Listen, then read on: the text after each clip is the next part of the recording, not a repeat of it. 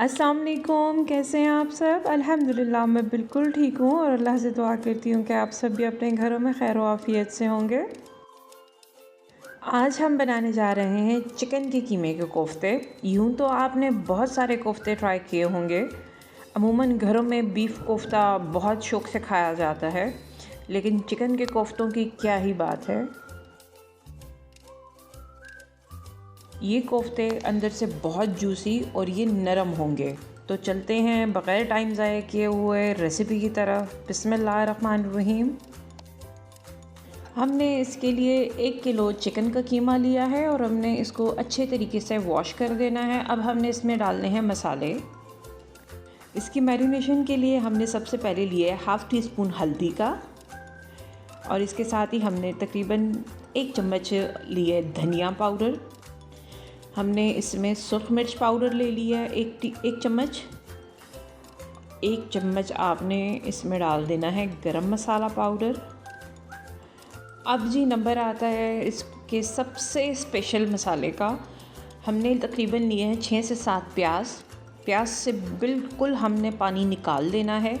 पानी निकालने के बाद आपने इसमें तकरीबन 6 से 7 हरी मिर्चें, 3 से 4 इंच का टुकड़ा अदरक का और लहसुन पीस के इसमें शामिल कर देना है। अब जब कीमे में मसाले और प्याज अच्छे तरीके से मिक्स हो जाए तो आपने इसमें 2 चुटकियाँ मीठा खाने का सोडा डाल देना है और इसके बाद इसको दोबारा से अच्छे तरीके से मिक्स करना है। अब इसकी मैरिनेशन हो गई है बिल्कुल कंप्लीट। आपने इसको 2 से 3 घंटों का रेस्ट दे देना है। बेशक आप इसको फ्रिज में रख दें। अब आपने कोफ्ते बना लेने हैं। कोफ्ते बनाने के लिए हमें किसी किस्म के पानी और ऑयल की ज़रूरत नहीं है, क्योंकि ये कीमा इतना जूसी है।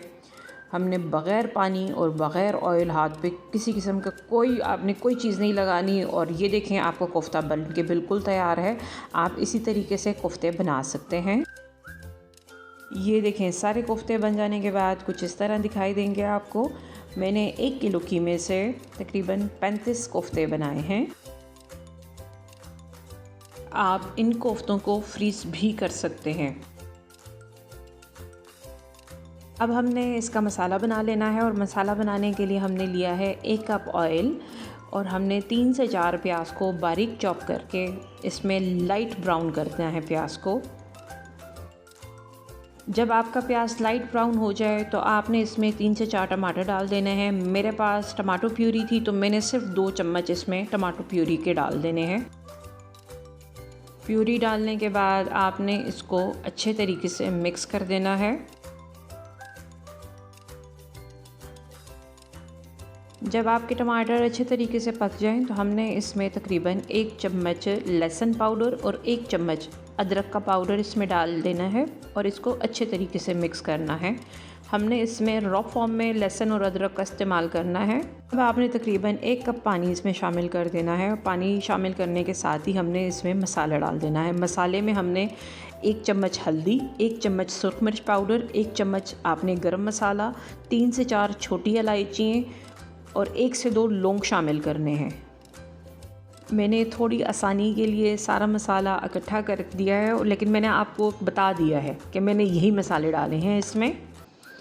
आपने मज़ीद पानी डाल के इसको पका लेना है जब तक ऑयल हमारा मसाले से अलग नहीं हो जाता।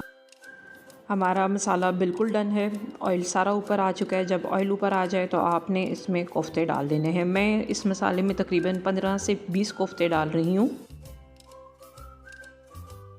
बाकी जो कोफ्ते हमारे पास बच गए हैं वो हमने फ्रीज़ कर देने हैं।